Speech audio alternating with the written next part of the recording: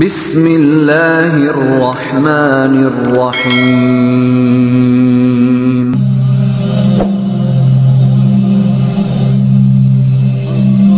Bismillahirrahmanirrahim. Assalamualaikum warahmatullahi wabarakatuh. Syukur alhamdulillah kita bisa berjumpa lagi di channel ini. Sholawat dan salam selalu tetap terlimpah curahkan kepada junjungan kita Nabi besar Muhammad Sallallahu Alaihi Wasallam. Allahumma sholli ala Sayyidina Muhammad wa ala ali Sayyidina Muhammad. Harapan dan doa saya semoga saudaraku semuanya selalu diberikan kesehatan, dilapangkan rezekinya, diampuni dosa-dosanya, dan dipanjangkan umurnya. Amin ya rabbal alamin. Sahabat beriman yang dirahmati Allah, ada 4 larangan yang hendaknya dihindari saat mengerjakan sholat tahajud. Melakukan salah satu dari 4 larangan ini berarti menyalahi sunnah yang bisa mengurangi atau bahkan bisa menghilangkan pahala keutamaan sholat tahajud. Lalu apa saja 4 larangan itu? 1. Mengerjakan sholat tahajud lalu meninggalkannya. Dulu ia rajin mengerjakan sholat malam dan tahajud, namun sekarang ia tinggalkan. Dia hanya ingat sholat tahajud ketika susah saja, ketika mendapati masalah, terhimpit hutang atau dirundung duka. Namun ketika kondisi lapang, senang dan bahagia, ia lalu lupa dengan meninggalkan sholat tahajud itu. Sholat tahajud yang seperti ini mendapat kritikan dari Nabi Shallallahu Alaihi Wasallam, sebagaimana dahulu beliau pernah berpesan kepada Abdullah bin Amr bin As, "Wahai Abdullah, janganlah kamu seperti si fulan. Dulu ia rajin sholat malam, lalu sekarang ia meninggalkannya. Bangun malam." Hadis riwayat dan Muslim. Sholat tahajud bukan dilakukan ketika susah saja, ketika ditimpa masalah, dililit hutang atau dirundung duka. Namun ketika lapang pun ia harus beribadah tahajud, harus tetap dilakukannya. Rasulullah Shallallahu Alaihi Wasallam bersabda, "Kenalilah Allah di waktu lapang, niscaya Allah akan mengenalimu ketika susah." Hadis riwayat Ahmad. Meninggalkan sholat tahajud setelah melakukannya termasuk perbuatan yang dibenci. Sebaliknya, Rasulullah Shallallahu Alaihi Wasallam memuji seseorang yang rutin dan istiqomah mengerjakan sholat malam, baik ketika susah maupun senang. Beliau berkata mengenai Abdullah bin Umar yang rajin mengerjakan sholat malam, "Sebaik-baik orang adalah Abdullah bin Umar seandainya ia mau melaksanakan sholat malam." Salim berkata, setelah dikatakan seperti ini, Abdullah bin Umar tidak pernah lagi tidur di waktu malam kecuali sedikit. Hadis riwayat Bukhari dan Muslim. Beliau Shallallahu Alaihi Wasallam telah memberi contoh tidak meninggalkan sholat malam meski beliau dalam kondisi sakit. Aisyah radhiyallahu anha berkata, "Jangan tinggalkan qiyamul lail, karena sesungguhnya Rasulullah Shallallahu Alaihi Wasallam tidak meninggalkannya, dan apabila beliau sakit atau malas maka beliau sholat sambil duduk." Hadis riwayat Abu Daud. Lalu yang kedua, mengkhususkan sholat tahajud pada malam Jumat saja. Meski malam Jumat adalah malam yang utama dan istimewa, tetapi mengkhususkan sholat tahajud di malam Jumat saja termasuk amalan yang makruh dilakukan. Diterangkan dalam hadis dari Abu Hurairah radhiyallahu anhu bahwa Nabi Shallallahu Alaihi Wasallam bersabda, "Janganlah kalian khususkan malam Jumat dari malam-malam yang lainnya dengan qiyamul lail atau sholat malam." Hadis riwayat Muslim. Untuk menghindari kemakruhan sholat tahajud di malam Jumat, maka kita bisa menambahkan sholat tahajud pada malam sebelumnya atau sesudahnya. Sebagaimana penjelasan Imam Ibnu Hajar Al-Haytami dalam Tuhfatul Muhtaj, beliau berkata, makruh mengkhususkan malam Jumat dengan qiyamul lail, maksudnya dengan sholat, karena larangan yang terdapat dalam hadis riwayat Muslim. Dari situ sebagaimana kitab Matan Minhajul Abidin dirumuskan hilangnya kemakruhan dengan menambahkan satu malam sebelumnya atau sesudahnya. Akan lebih baik lagi jika kita istiqomahkan amalan sholat tahajud itu, sebab mengkhususkan sholat malam pada malam Jumat saja merupakan larangan dari Rasulullah Sallallahu Alaihi Wasallam. Yang ketiga, melaksanakan sholat tahajud saat kantuk. Jika mengantuk, hentikan atau tunda dulu sholat tahajudnya dengan tidur atau istirahat sejenak sampai hilang kantuknya dan tubuh kembali fit.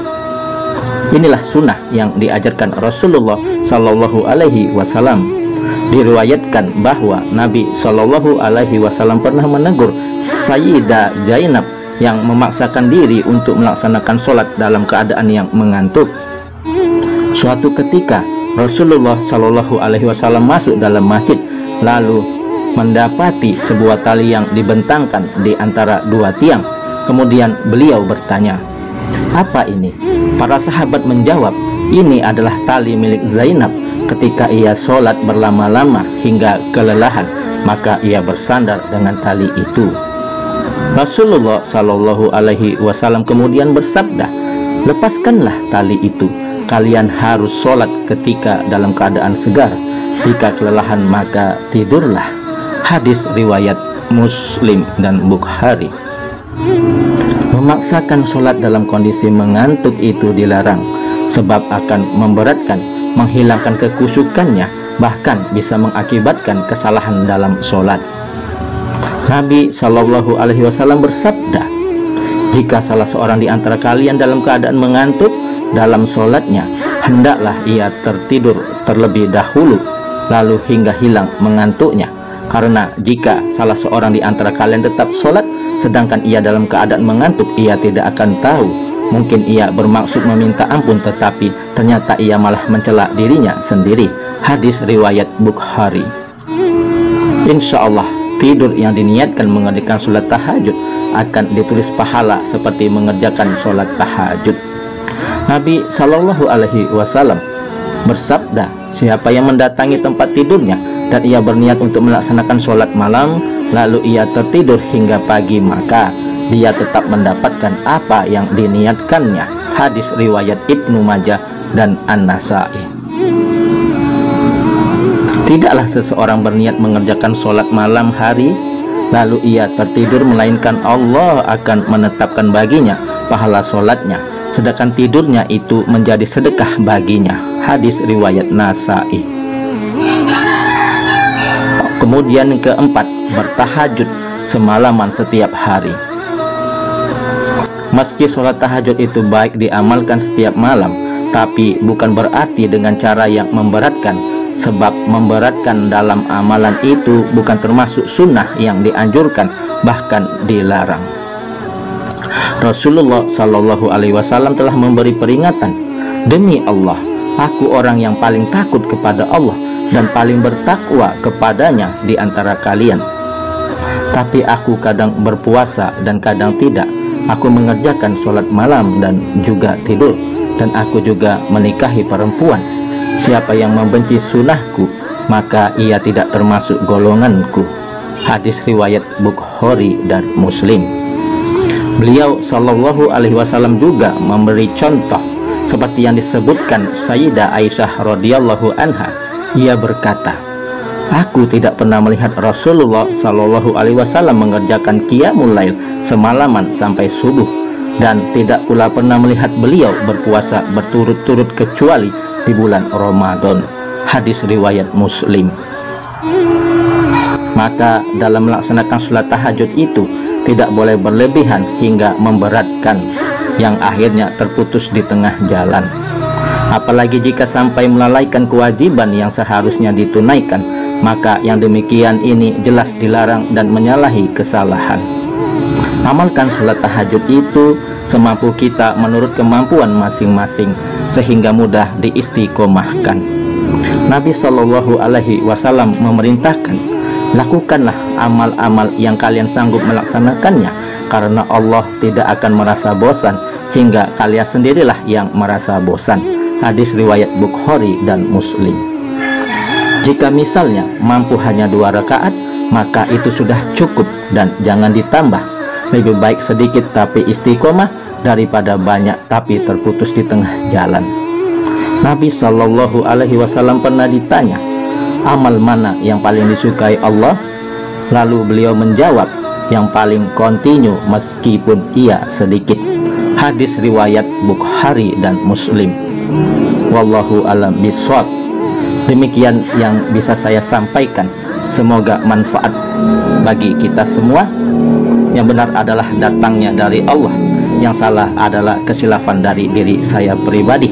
Subhanakallahumma wa bihamdika asyhadu alla ilaha illa anta astaghfiruka wa atubu ilaik. Sampai jumpa di video-video berikutnya yang insya Allah selalu membahas hal-hal yang bermanfaat dari dunia sampai akhirat. Wassalamualaikum warahmatullahi wabarakatuh.